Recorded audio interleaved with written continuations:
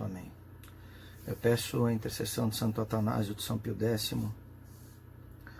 para que eu possa compartilhar com vocês 2 minutos de avaliação sobre um fenômeno que a gente vive hoje, uma decisão que a gente tem como católico que enfrentar.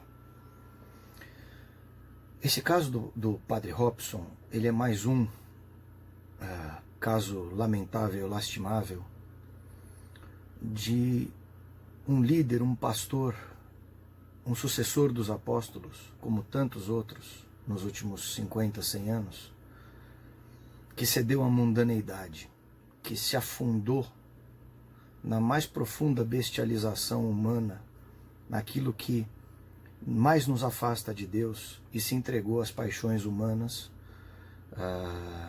aos pecados, e como qualquer ser humano, sujeito à tentação. Nesse caso, o padre Robson cedeu a várias delas, conforme indicam aí as investigações e os fatos que foram levantados. Esse vídeo não é sobre o padre Robson, ele é só mais um dentre vários pastores que caem na mundaneidade. Padres que se entregam à vida da carne. Por que isso acontece? Porque Jesus disse que haveriam falsos pastores, falsos profetas. O conceito de Judas Priest, né? O padre Judas. Cristo escolheu 12 a dedos. A dedo, né?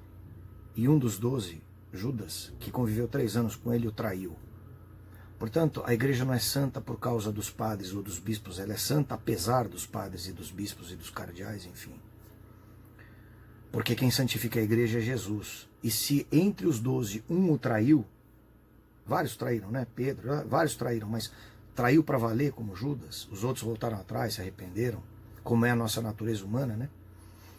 Se um o traiu definitivamente, e era, como o próprio Jesus disse, o filho do demônio, né? O filho de Satanás, enfim.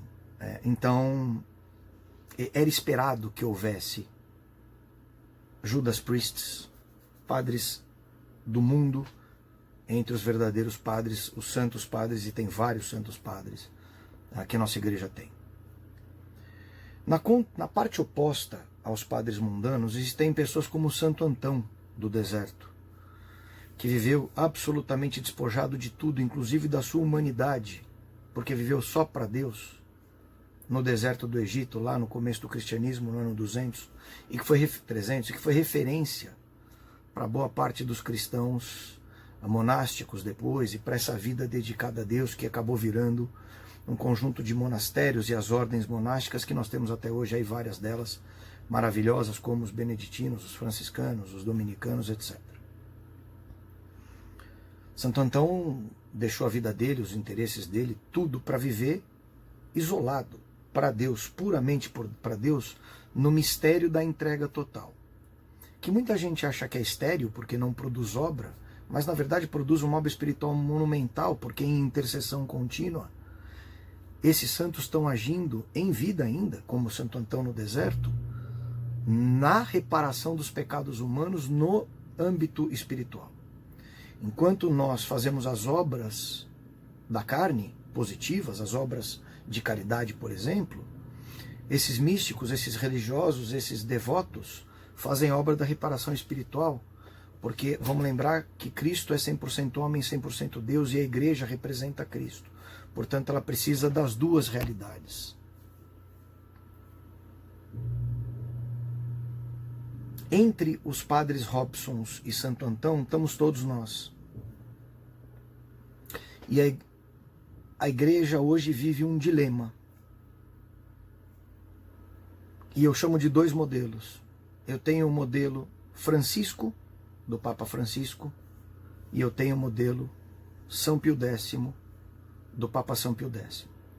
O modelo Francisco é um modelo moderno, pós-Concílio Vaticano II, que assume o homem como centro da igreja. É uma igreja humana, é uma igreja quase uma ONG de boas obras e de bons comportamentos humanos para se produzir um mundo melhor neste mundo.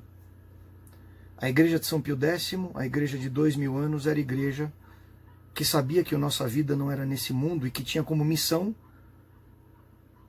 pegar seus filhos e produzir vida eterna neles, ou seja, popular o céu, popular o reino de Deus. Não era fazer um mundo melhor neste mundo, a sua missão primária. Essa era a sua missão secundária. A sua missão primária era preencher o céu de santos. A igreja de Francisco é uma igreja que quer fazer este mundo um mundo melhor. Isso não é ruim, mas isso não é o papel da igreja. Isso é o papel de ONGs. É o papel secundário da igreja, que tem sua doutrina social e está tudo certo. Mas o papel primário da igreja continua sendo levar ao céu. E o único caminho é Jesus Cristo. Padre Robson e tantos outros padres cardeais, é só ver McCarrick nos Estados Unidos e os pedófilos e, enfim, tudo que tem acontecido na nossa igreja, especialmente depois do Concílio Vaticano II. Todos esses padres Robsons são filhos de uma igreja pós-conciliar que se afastou da verdade, se afastou do Evangelho, se afastou da busca incessante pela santificação em Cristo, por Cristo, com Cristo, e passou a perseguir um mundo melhor, de paz e justiça e de amor, mas com termos paz, justiça e amor que não tem mais o mesmo significado que tinham para Jesus. Porque a paz que o homem busca e que a igreja de Francisco procura não é a paz entre os homens no sentido humano, é a paz de Cristo que só atinge quando tem Cristo no coração. Por isso Cristo fala, a paz esteja convosco. É a minha paz, não é a paz do mundo. A justiça é a justiça de Deus e não a justiça dos homens.